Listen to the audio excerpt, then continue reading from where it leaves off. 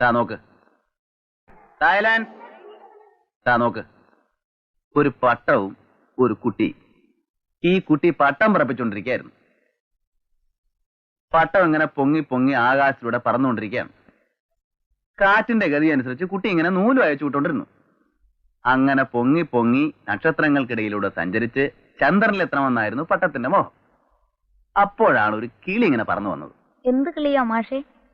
എന്ത് കിളിയാ തനിക്കിഷ്ടം? തത്ത. ശരി, എന്നാൽ ഒരു പച്ച തത്ത തന്നെ ആയിക്കോട്ടെ. ഒരു തത്ത ആ വഴിക്ക് പറന്നിങ്ങനെ വന്നു. തത്തമ്മ അത്ഭുതപ്പെട്ടു പോയി. ഒരു കടലാസ് പട്ടം ഇത്ര ഉയരത്തിൽ പറക്കേ. തത്തമ്മ പട്ടത്തെ അഭിനന്ദിച്ചുകൊണ്ട് പറഞ്ഞു, കൊള്ളാലോ നീയെ, കിളികൾക്ക് പോലും ഇത്ര ഉയരത്തിൽ പറക്കാൻ പറ്റില്ല. അപ്പോ അഹങ്കരിച്ചുകൊണ്ട് പട്ടം പറഞ്ഞു, ഇതിനേക്കാൾ എത്രയോ ഉയരത്തിൽ എനിക്ക് പറക്കാൻ കഴിയും. ആ നൂല് കെട്ടിയിരിക്കുന്നത് കണ്ടോ?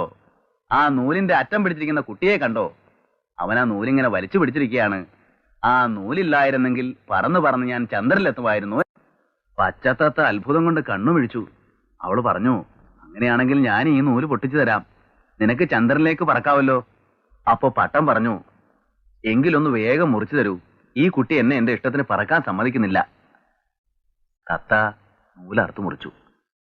നൂല് മുറിഞ്ഞപ്പോ എന്തു സംഭവിച്ചെന്നറിയോ? നിയന്ത്രണം വിട്ട പട്ടം തലയും കുത്തി താഴേക്ക് താഴേക്ക് വന്ന് പതിച്ചു. ഒടുവിൽ അതൊരു ചെളിക്കുണ്ടിൽ വന്ന് വീണു. പാവം കുട്ടി അത് കണ്ട് കരഞ്ഞുപോയി. നന്നായുള്ളൂ. എന്ത്? ആ പട്ടത്തിന്റെ അഹങ്കാരം. കുട്ടികളെ, നിങ്ങളാണ് ഉയരത്തിൽ പറക്കുന്ന ആ പട്ടങ്ങൾ. പട്ടം പറപ്പിക്കുന്ന കുട്ടി എന്നെ പോലുള്ള മാഷന്മാരും. എത്ര ഉയരത്തിലും നിങ്ങൾ പറന്നോളൂ, ഞാൻ അയച്ചു തരാം. കാറ്റിന്റെ ഗതിക്കനുസരിച്ച് നിയന്ത്രിച്ച് ചന്ദ്രനിലെത്തിക്കാൻ. ആ നൂല് ഒരു ബന്ധനമായിട്ട് കാണരുത്. അത് പൊട്ടിച്ചു കളഞ്ഞാൽ നിയന്ത്രണം വിട്ട് താഴെ ചെളിക്കുണ്ടിൽ വീഴും.